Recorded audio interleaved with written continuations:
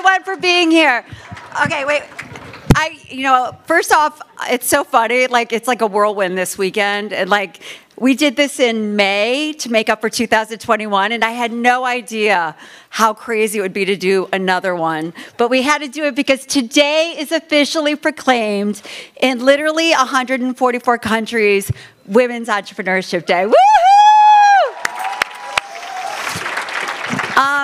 It's so funny. I'm kind of like one of these really humble people. I don't like telling my story, but I'm going to tell my story because it reflects on why we are here today and all these amazing, incredible people have joined us.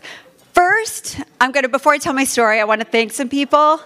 First, I want to thank AWS and the team, Danielle and Adam.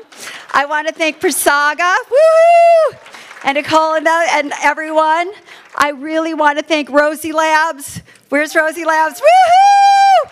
I mean, David, the founder, has been helping me since I've been in my animal world and helping animal rescue. Woo! And I want to thank Perkins Coie. Where are they? Woo!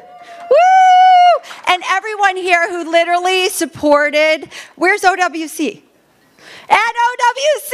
Woo! Larry and Jen, because literally they've been with us literally a long time, and we're a grassroots organization. We literally are all volunteer. Like, I do this for free. I'm like a glutton for punishment. I mean, this is crazy. And so I started this, and I'm going to give you my 2-minute life story because it's going to kind of give you kind of an understanding of who I am and why I was able to do this. When I was really young, I grew up in a town of 2,500 people in the middle of Ohio. So I'm not from New York. Everyone thinks I'm from New York. I'm a country bumpkin from a 2,500 person town. And growing up, we lived in a beautiful town, and life was great, right? I had everything. And something happened with my parents, and literally they, had major mental health issues. And so at 16 years old, I literally was like on my own. And the greatest gift was I had a positive attitude. And I got 2 jobs and went to high school. And I had the worst grades because I had to leave high school at like 4 to go do my jobs. But what was really cool were my jobs were the best jobs ever. I got to, work for Belcher Productions, which was the big music production company, because I knew the family and all these things, right? And when I graduated college, I had the worst grades because I couldn't focus because my life was so crazy. And what was the greatest thing was my aunt called me and said, where are you going to go to college? And I'm like, I don't know. I have the worst grades. I can't get in anywhere. And she's like, you've got to go to college. I'm going to send you this school I found that was a small women's college that at one point was a finishing school back in the day. And it was 300 women outside of Boston. And I'm like, what do I have? A women's college? I'm like, okay. And, she said, go, figure out take 4 years, figure out what you want to do in life. And it was that moment when I got there that I literally was in a school with people from all over the world. From, the royal family of Indonesia to Saudi Arabia, et cetera. I didn't even know Turkey. And I met like a major pop singer from Turkey. And I'm like, wow, because so from that, from that experience, I learned about the world and how much I really wanted to go all over the world and experience the world. From there, I ended up, not sending out 100 resumes, and no one gave me a job. And I was like, oh my gosh, like, what am I going to do? So that was the start of my entrepreneurial career. I literally started a business in the fashion world where I brought Valentino, Ungaro, Jean Francoeur into Russia. That was in the late 90s. And that was like a crazy time because nobody could deal with Russia. But I knew somebody from college that I partnered with, who became an oligarch, by the way. It's sad to say. But don't worry, I left that business and I gave it to him and I moved to New York. And when I moved to New York, because I said, when I was in Russia, I said, you could take a girl out of the country, but you can't take the country out of the girl. And I love helping people and I love life. So I moved to New York and I befriended a homeless person. And literally, this homeless person changed my life because what I realized is I started volunteering for the Coalition for the Homeless, and for 6 months, fed 1,000 people per week, every week. And I would literally go back and be like out to dinner with my friends at a fancy restaurant, and I'd be like, you can't believe what I just did today. Ah! And somebody here who works at the Coalition for the Homeless back in that time, where is it? Kim? Yeah. So anyways, and I decided to help homeless people, and I did 2 cookbooks with all the celebrities. And I raised $500,000 for the homeless at 23, and I was on Oprah, and I was on, Howard Stern, et cetera. And then I adopted my dog and cat, and I learned 12 million animals euthanized a year, and nobody was talking about adoption or rescue at that time, and you never saw celebrities and pets in any kind of magazine or anything, or on TV or anything. So I decided to create the first ever celebrity lifestyle magazine to bring pop culture and celebrities to the animal rescue world.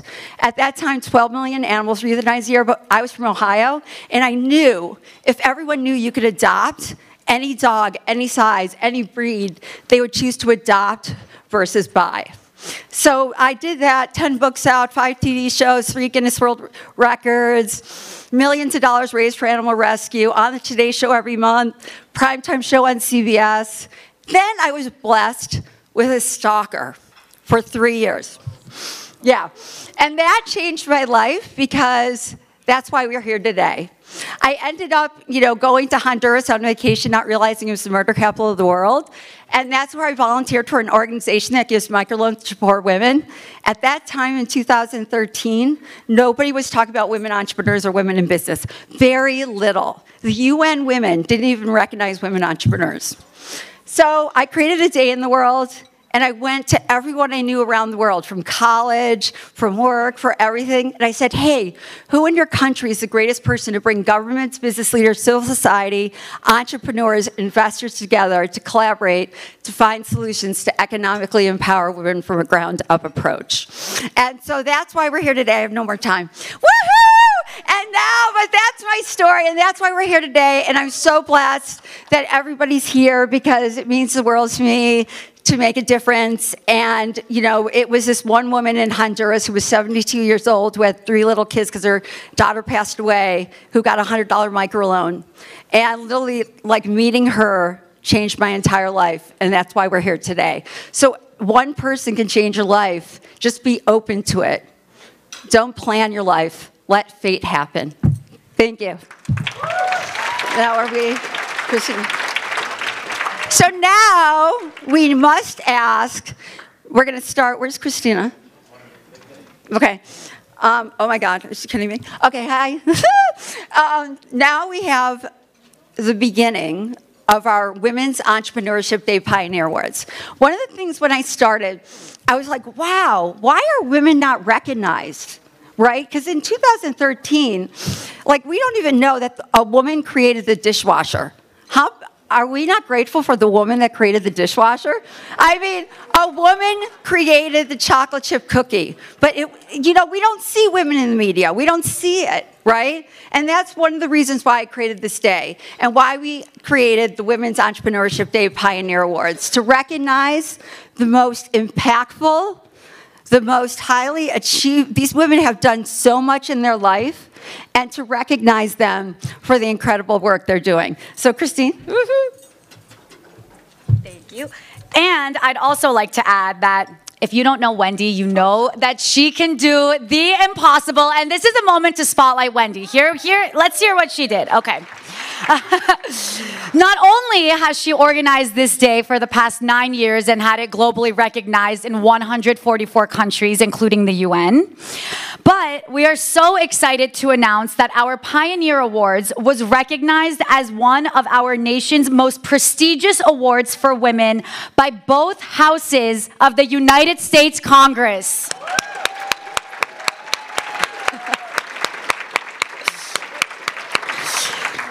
Our Pioneer Award honorees who are here today were officially recognized in Congress yesterday for their incredible achievements and enduring ambition to celebrate our officially proclaimed Women's Entrepreneurship Day on November 19th as a day to honor women entrepreneurs.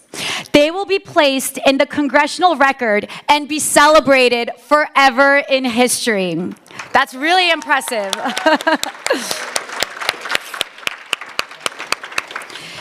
Thank you to Congresswoman Grace Menk for making all of this happen. Now, I would like to introduce our first Pioneer honoree. Oh, everyone, Everyone, please join me on stage. All of our award pioneers. I'd like to invite Janice Bryant Howroyd, Marta Belcher, Wendy Fisher, Neeti Mehta, Amanda Fielding, Lele Pons, and Beverly Johnson. Let's get a round of applause for these incredible ladies. I'd first like to start with our first honoree, the first Black female founder to create a billion-dollar business. Let's please welcome Janice Bryant Howroyd with a warm round of applause.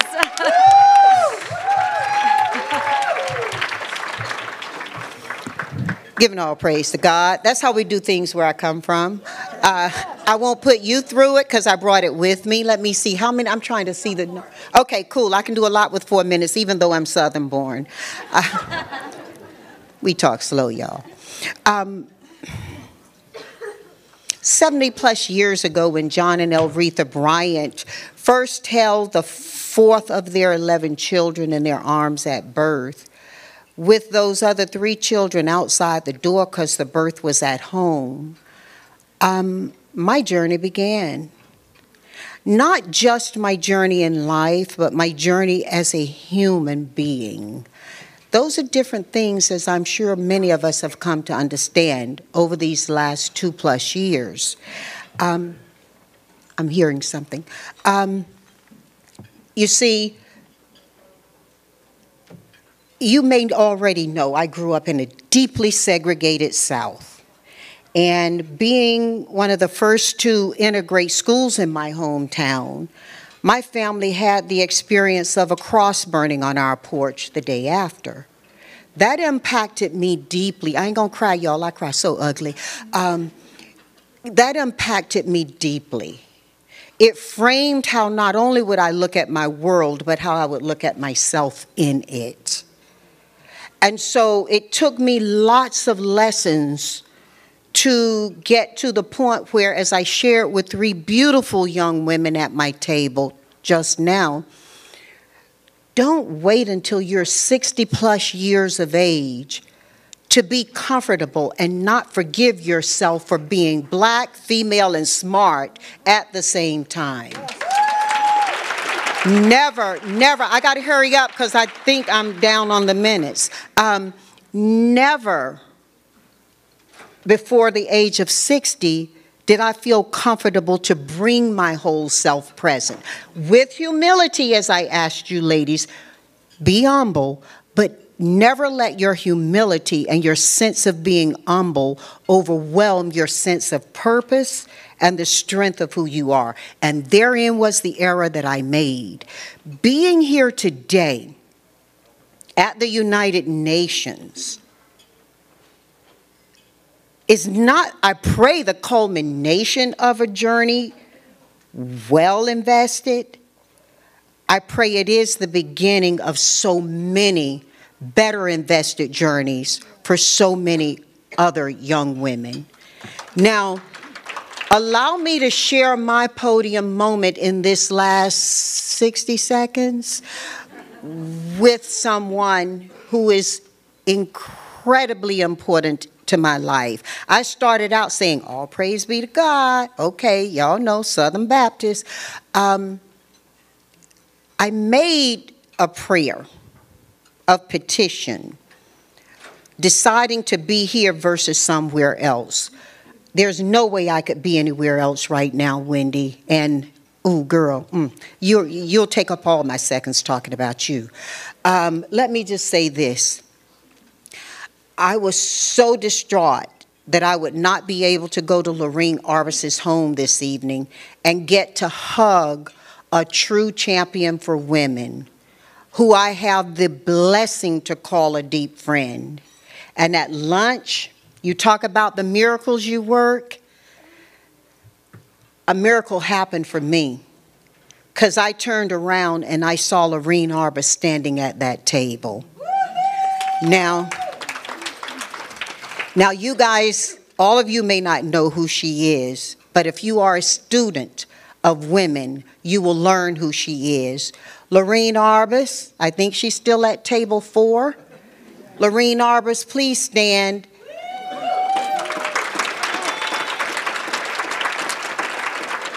The work you're doing for people with disabilities is incredible. The work you continue to do for women is incredible. And the work you have done in my soul has given me wing to fly to this moment. Thank you. Thank you.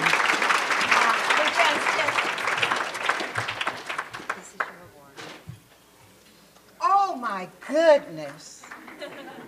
Oh my goodness, you guys really learn a person before you honor them. Hold on. Wait. Oh my goodness. Okay, wait, first of all. It's too much. I want to, wait, I forget. No, not too much. A lot, but not too much. Okay, one of the things I really want to, I did not mention is these awards are beyond impactful. Everything about where you are today is impactful. First off, this is an organization called Lalela, and they provide arts education to the most impoverished children in the world in South Africa.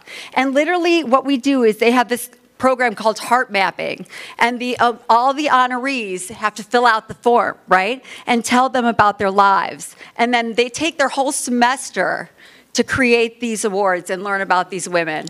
And it's the greatest gift for them to actually do this. Woo!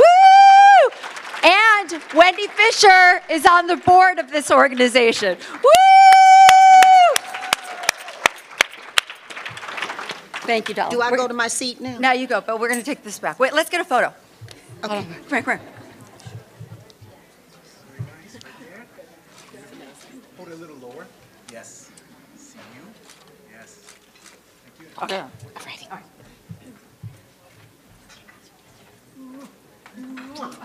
That's right, I'm in New York. Wait, Oh, wait, you got to stay. Oh, okay, well, Oh, you're not done. that's okay. I put my good shoes on. I took the tennis shoes on. Our next award honoree is a pioneer in Web3 who has testified before the New York State Senate and has spoken in European Parliament and the United States Congress. Please help me welcome Marta Belcher.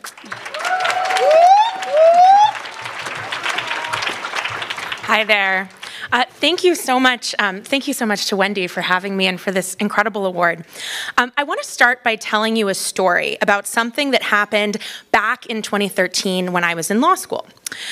So there was a competitor to Kindle that was called Nook, and people were reading War and Peace on their Nook devices, and they noticed something a little unusual. And what they noticed is that throughout the book, wherever there was the word Kindle, so like someone kindled the fire, it had been replaced in their device with the word Nook. So someone had nooked the fire.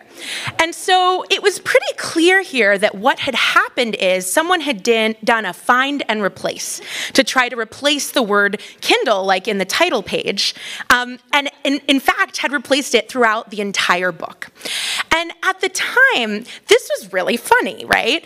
But it was also disquieting because back in 2013, it made me start thinking about what it means to have no choice but to live our lives through a handful of corporations, and to have no choice but to trust those corporations with our data, to trust them with what we say to others, to trust them to protect our civil liberties and to protect our information from attackers.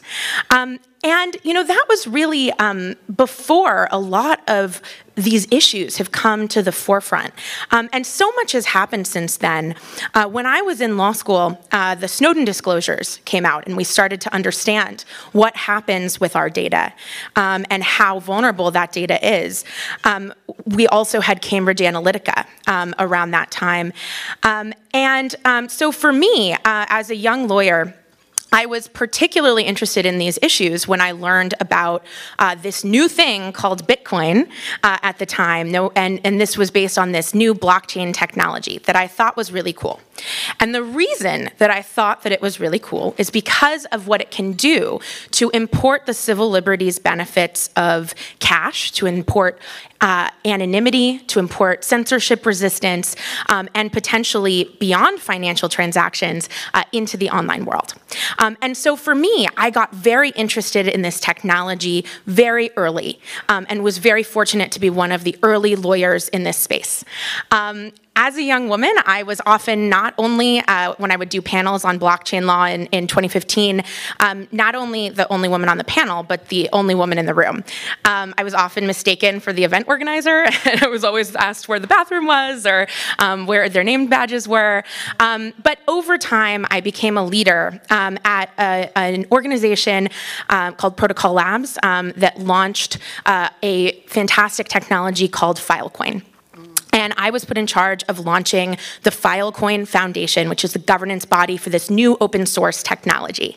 Filecoin exists to bring Web3 to users and to create the next generation of the internet, where users are in control of their own data, where their data is protected and secure, and where the availability of information and users' own information is not dependent on any one server or company, where we don't have to live our lives through just a handful of tech companies, but where through the power of decentralized technologies, we can actually be in control of our own data. As part of building the Filecoin Foundation, I was very intentional. I was shooting for a board of 100% women. I ended up with six women and 1 man, and an executive team entirely made up of women initially. We have been on an incredible mission. We now represent more than 1% of global digital storage capacity, and really coming up on building the next generation of the web. So I feel, thank you. So I feel very fortunate to be in this position to build the next generation of the internet that I think can be more inclusive for everyone, including women around the globe. And I'm so honored to accept this award. So thank you, Wendy. Oh. This is your award. This is so cool. Thank you. That is awesome. This is so fun. This is very cool. Oh my gosh. Wow. What an amazing thing. Okay, go. Thank you. Oh my gosh. Thank you.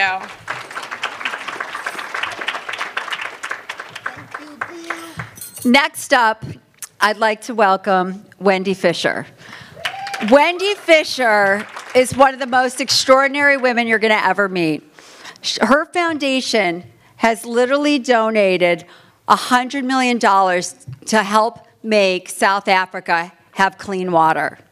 The list, I could literally go on with the unbelievable impact that this woman has had. And I'm going to let her now, hopefully, talk about herself. Woo! So everyone, welcome Wendy Fisher.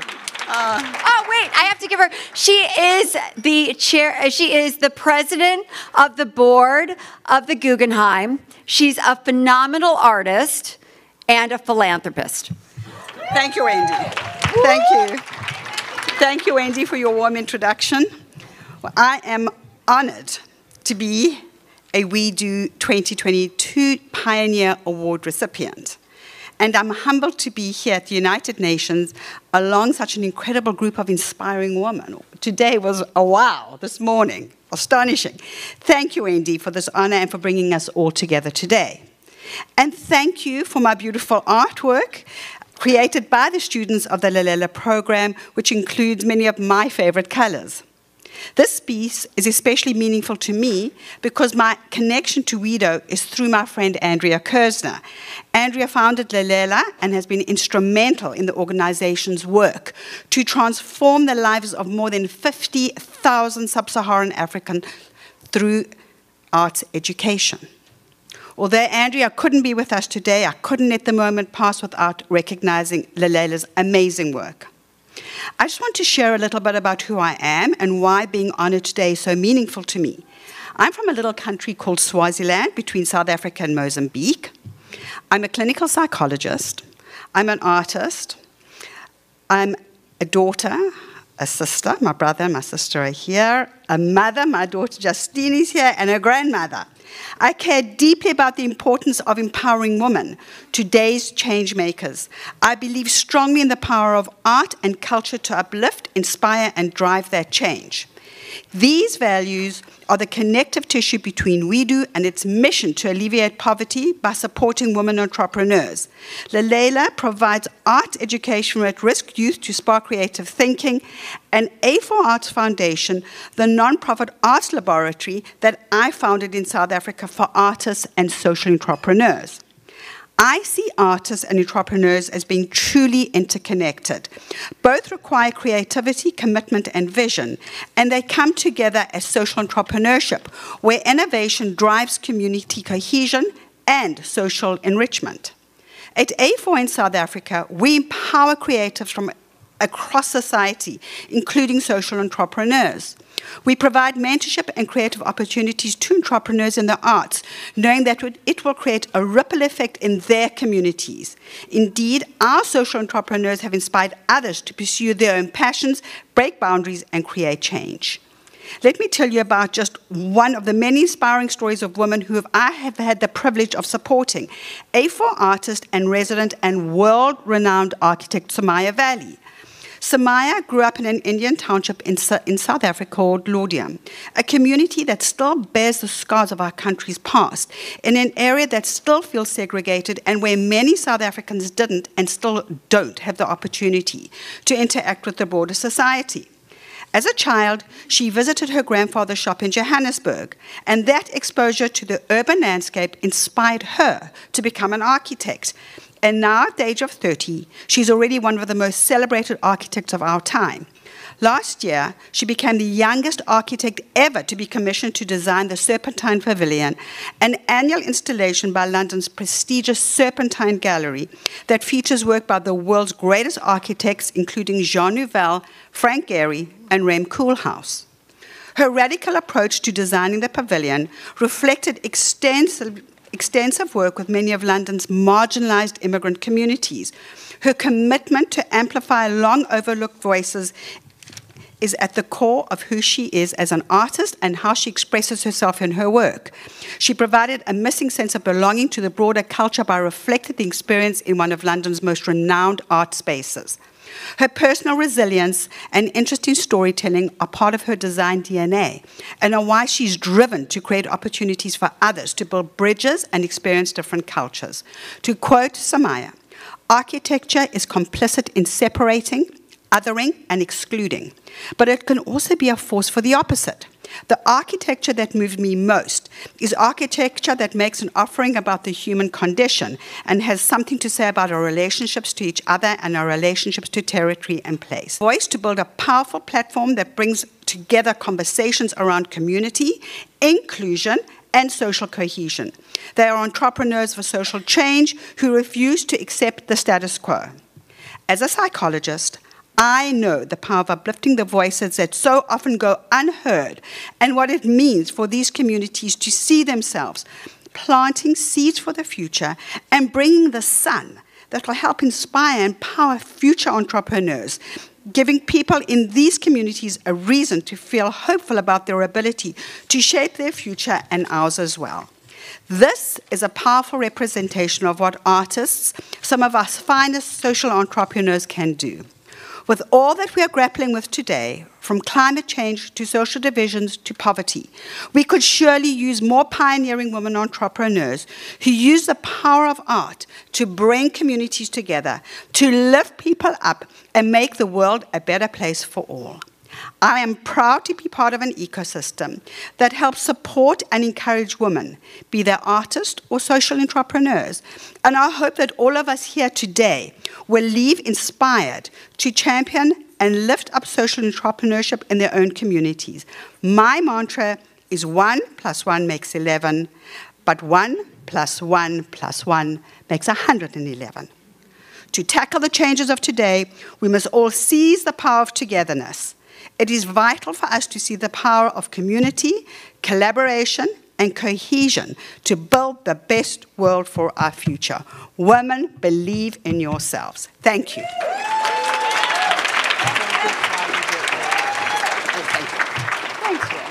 Thanks, Sorry. All right, that's it. Perfect. Thank you.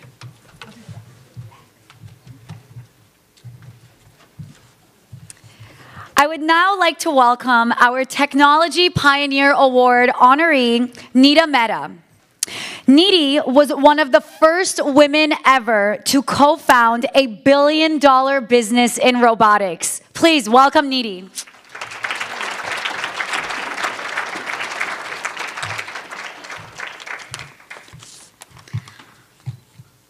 Hello, everyone.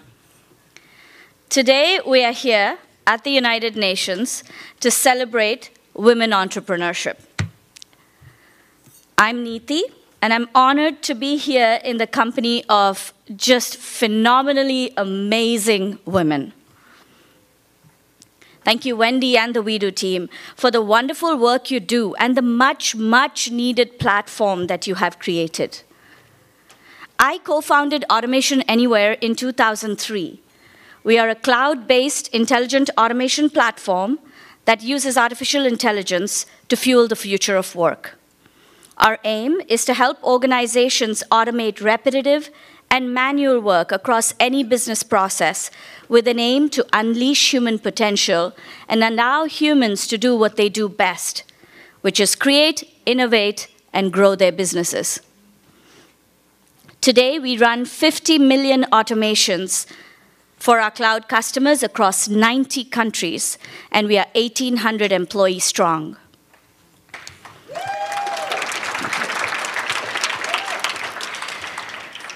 Look, we all know there's a lot of work that yet has to be done for the empowerment of women.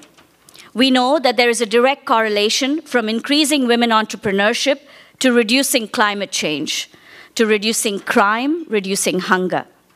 A direct correlation to increasing wealth for society, better solutions, and lesser risk. But we also know we need more. More of investing in women entrepreneurs, more mentorship, more equal opportunity, more education. And one thing we also need a lot more of: a celebration of her work, a celebration of her intelligence, and a celebration of her grit.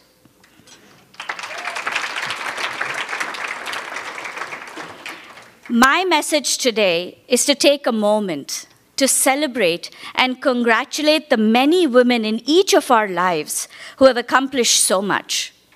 Take a moment in this uncertain world to pause and celebrate the women who got us here, the women to whom we will pass on the baton of progress, and the women who are here today and around the world who have accomplished so much in spite of the adversity and challenges they have faced, because they believed that women can, must, and will. Let's celebrate our fearless mothers and supportive sisters, you know who you are. Let's congratulate the women who have broken glass ceilings and the entrepreneurial women who are changing the entire socio-economic landscape of an entire continent. The women scientists and mathematicians heralding progress, and the mothers who are raising the next generation of kind and caring young adults. I would love to celebrate the increase in women entrepreneurs in all fields, but especially in technology, and see the progress since the time when I started Automation Anywhere 19 years ago. To celebrate Mihir, my husband who's here, my biggest champion, and mentors like him. Let's celebrate WeDo and Wendy, who are doing so much to build confidence in so many women across the world.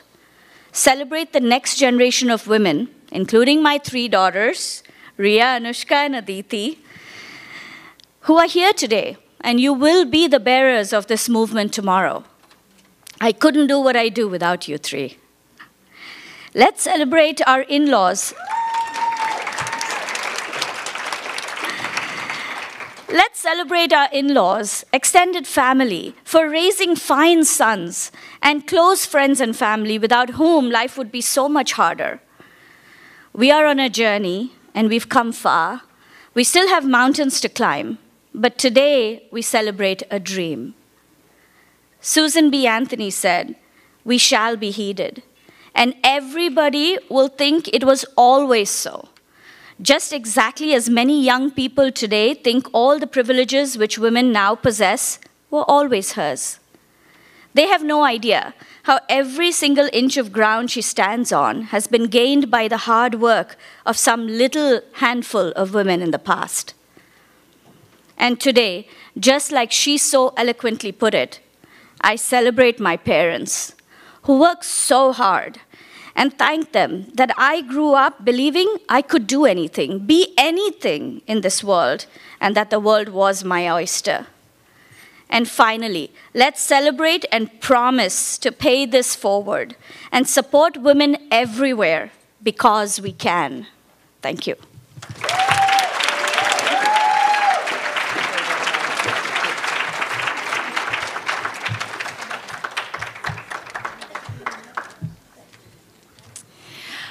I would now like to welcome our Science Pioneer Award honoree, Amanda Fieldings.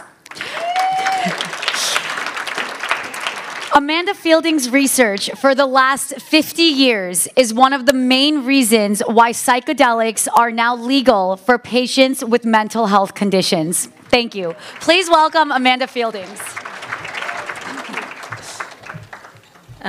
Well, thank you very much. It's a delightful surprise to be back in the United Nations, where actually I came many times talking about why psychedelics should be regulated, to not great success, but the head of drug policy here was a very wise man, and he was totally on my side, but he wasn't allowed to say so.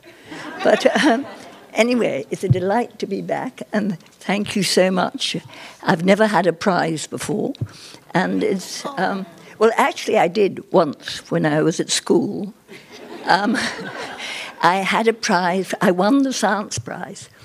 And I wanted books on Buddhism, because my godfather was a Buddhist, and I was fascinated with Buddhism. And the nuns refused to give me a book on Buddhism and gave me a book on art. So I said, thank you very much, but I'm leaving school, I'm going to educate myself. And that's what I did. And with £25, I started to travel to Sri Lanka, where the godfather was, on an island. I never got there, but I had all sorts of adventures on the way. And one of my dreams as a child was, because I lived up a very bumpy track on the edge of a moor, and no one ever visited us because it was very cold and forgotten. And so I was a child more or less alone, and I dreamt of all sorts of brave things, and one of them was watering the desert. And then I got to the desert on this trip, and realized that the desert is a big place to water. So I decided, well, maybe not. And then a few years later, I met a Dutch scientist that I fell in love with, and he had a new hypothesis of how psychedelics work in the brain to provide more blood in the capillaries and more energy. And that made such sense to me that I decided to dedicate my life to learning how psychedelics work. Well, as a female with no money, no letters after my name, and very little else to commend me, it's difficult to change global drug policy and open up the doors of science to researching psychedelics. But I had faith in my female guile, and I actually did manage to do that by persevering. And so over the years, I became a foundation, basically. I stopped being Amanda Fielding, I became the Beckley Foundation. So it's rather like Berkeley and all those sort of things. And then I started having seminars at the House of Lords with the top people there. And I started doing research. We did the first psilocybin for treatment-resistant depression, the first psilocybin-assisted therapy for overcoming addiction, the first LSD research with brain imaging and DMT with brain. Anyway, we did a lot of firsts. And that built up a database of how incredible psychedelics are in the world to bring about healing of, because we are in an epidemic of mental health problems, but also, I think, used at a microdose level, we can use these compounds for degenerative illnesses like Alzheimer's and Parkinson's and others. I've got 4 seconds to say. But anyway, what I want to say is I think psychedelics, as I said, are the technology of the mind of the future. And our ancient ancestors knew this 35,000 years ago. So let's all work together and make it available to people in need. And now my 2 sons are joining me in the psychedelic world, and they're both helping, and I hope we'll succeed in making it available to everyone. And thank you for this award.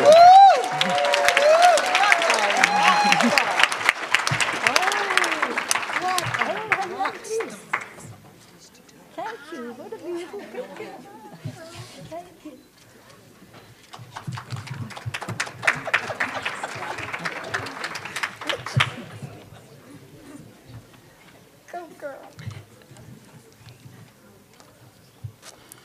I would now like to recognize Lele Pons, who has brought awareness towards the plight of refugees from South America. Please join me in welcoming our Influencer Pioneer Award, Lele Pons.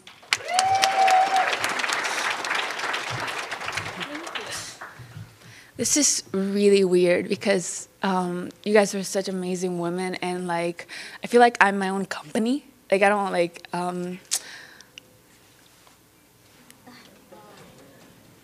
I'm so sorry.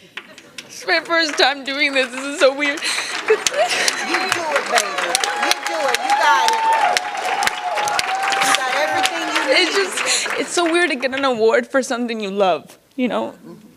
And I suffer of depression, bipolar, Tourette's, severe OCD, and I learned how to speak when I was 2. So I'm so bad at speaking, but the way I communicated was through drawings and doing physical stuff. So I didn't have many friends in high school. I did, though, but not too many. And I communicated with Vine. So I started in Vine because, I loved creating. I love art. I love creating. Oh, thanks. And thank you. And my way of communicating was to do physical comedy and storytelling. That's how I communicated, because I was really bad at talking, obviously.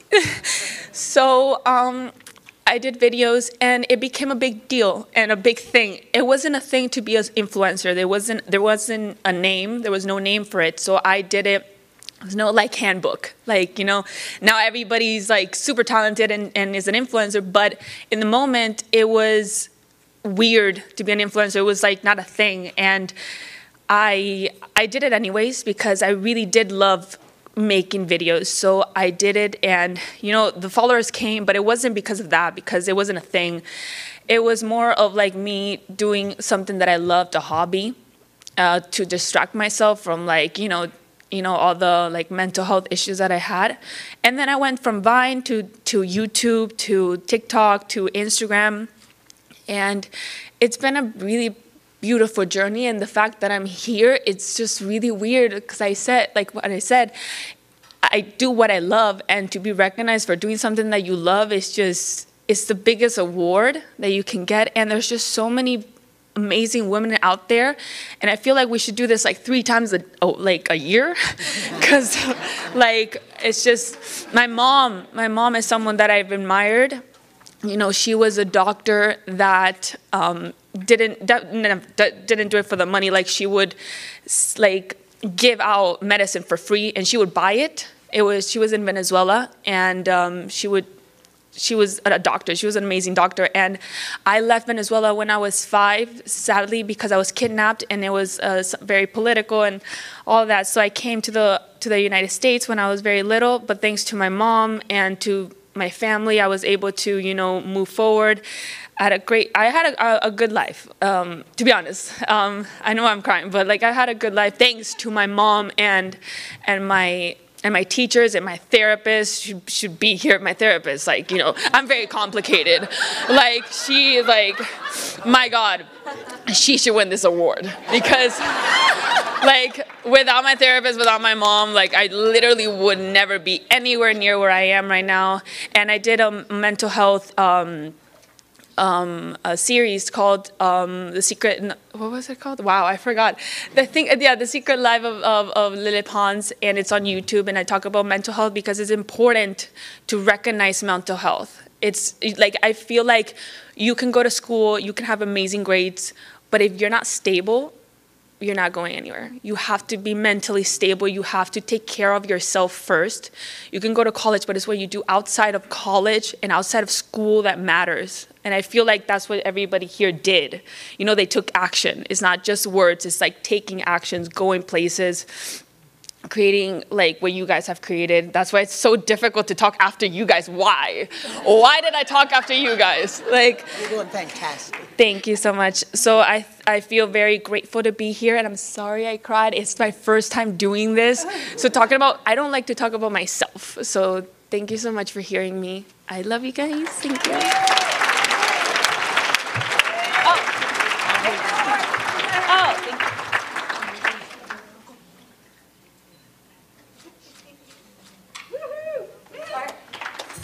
Oh, thanks. I'm not gonna cry anymore. Okay, now, for one of the most beautiful souls in the world, Beverly Johnson. I mean, Beverly Johnson, who literally is the first Black woman in history to be on the cover of Vogue. A trailblazer, literally an icon. Please join us, Beverly Johnson, for the Model Pioneer Award. There is no better model citizen than Beverly Johnson. Thanks. I am humbled and grateful and honored to be here. I want to thank Bill Kafer for introducing, telling Wendy about me. I wouldn't be here without you. I just want to tell you a little bit about myself. I was born and raised in Buffalo, New York. My father was a steel laborer, and my mother was a nurse. I have 4 siblings, an older brother, an older sister, a younger sister, and a younger brother. And I'm the middle child. I'm a nerd. I was a competitive swimmer on an all-Black swim team. I was an honors student, and I wanted to be a lawyer. My parents bought our home in an all-white neighborhood with my dad's GI Bill, and it was great, a great life. A few bullies, but we took care of them. But basically, it was a good life. I tell people I was the ugly duckling because my big sister, who's here today, had this thick, straight hair, black hair, not like my hair, not like extensions, you know what I'm saying? It was her hair. And my baby sister, she was short, high yellow, with curves in all the right places. My baby sister had all the guys. As a matter of fact, she broke up with a fella, and I asked her, could I have him? And she said, sure. We were about 12. We weren't allowed to have boyfriends. But anyways, I actually called him up, and I said, hey, bud, how you doing? You my boyfriend now. He said, no, I'm Joanne's boyfriend. I said, not anymore.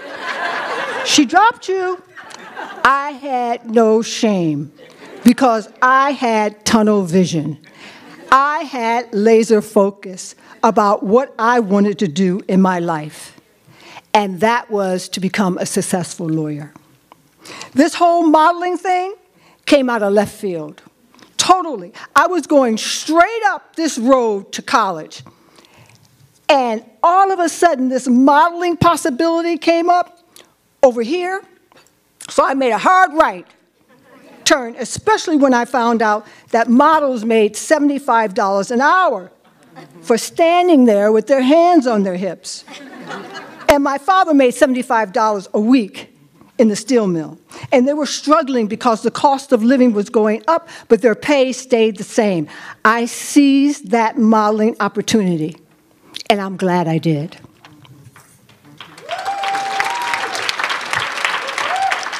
I'm Beverly Johnson. I was the first black woman to grace the cover of American Vogue.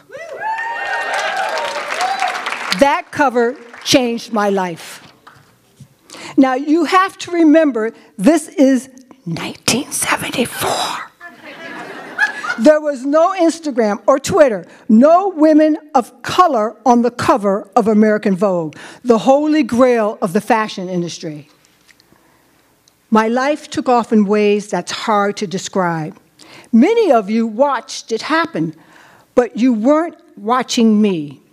You were watching the face of America and the face of beauty starting to include women of color. Woo! And for the first time, maybe in my life, I felt a kind of empowerment that doesn't have words. Something profound inside of me was relentless, and suddenly I knew that I didn't need anyone's permission to be all that I am. It gave me access to addressing every part of my life. It's allowing me to achieve all those big, hairy, audacious goals that I never acted upon before, that I have been screaming from inside of me for a lifetime, things I never thought I could accomplish. I hope you all act on your big, hairy, audacious goals. I'm writing books. I have a brand that's flourishing, The Face That Changed It All, about my life, which was purchased by Warner Brothers TV. I'm hoping for a miniseries. Anybody up here? I have a thriving business. I even workshopped a one-woman show about this crazy life I've been so blessed to have, and I have 4 grandchildren. Oh, and as Madam C.J. Walker said, don't sit down and wait for the opportunity to come to you, make them. Every remarkable journey begins with one step, and then another, and I challenge you, no, I implore you to take the first step on that road that will hand you that part of your life that you have put on the back burner for so long. You have the right, we have the right, and as the great prophet Hildy said, if not now, when? So let me tell you about my current dream. When I close my eyes and think about that thing which would help me make my mark, not just as a face, but as something more than that, and I know what that is. My dream is that if 2 years I get tapped on my shoulder by one of you, and you say, you know that talk you did 2 years ago? Woke up something deep within me, and it gave me permission to pursue a teaching credential, or now I'm a teacher, or I applied to law school, and now I'm a lawyer, and I started work, or I just opened a restaurant, or 100 other different things that you are personally considering right now. If that happens, if I get that tap on my shoulder, then I will have accomplished my dream during this part of my life. Shirley Chisholm said, I can. Maxine Waters said, I can. Madam C.J. Walker said, I can. Oprah said, I can. And I say, so can you. That is my vision. I also want to call my mentors and my friends and my support system. Nikki Haskell, please stand up. Everybody at my table, stand up, because I don't remember. Deborah Gregory. I have my therapist here, Anath.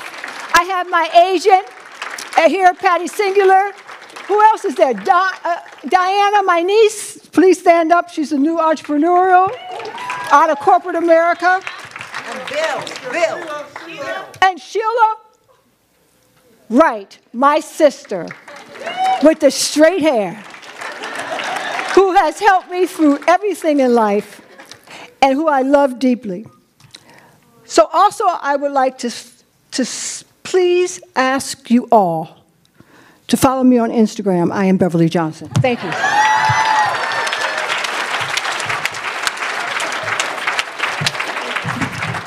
Wow. Wow. Wow. Let's give an enormous applause to like some of the most incredible people living today. Woo!